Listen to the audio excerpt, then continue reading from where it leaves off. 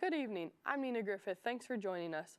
Our top story tonight, a Tuscaloosa man with a criminal history spanning 3 decades is accused of breaking into more than 40 businesses in Tuscaloosa and Northport since February. 49-year-old Rodney Bertrand has served several years in prison for similar crimes and was released on probation back in December. He is now charged in connection with 4 smash-and-grab burglaries of businesses along McFarland Boulevard. Police say he will likely be charged in up to 40 similar crimes.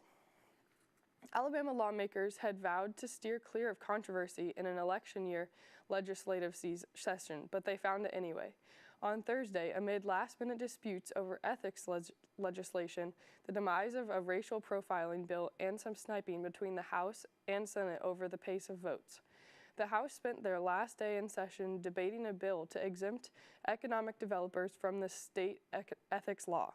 That bill passed in the last hours of the session.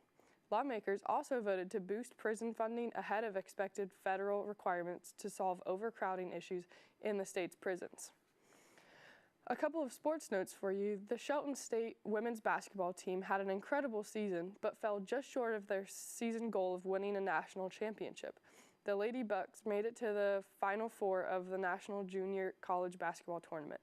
Shelton led most of the game against Trinity Valley in a semifinal game.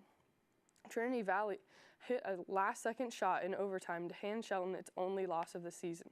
The next day, Shelton won the consolation game in Lubbock, Texas. Tournament and ends their season with a 36-1 record. Coach Madonna Thompson says that she and her team are disappointed, but will have the national championship as their goal again next year. Meanwhile, the University of Alabama softball team will be in Lexington, Kentucky this weekend with some of their key players back on the roster. The 16th-ranked Crimson Tide went through last weekend's series against Ole Miss with only 2 available pitchers. However, 2-time All-American Alexis Osorio has been medically cleared to return to the field.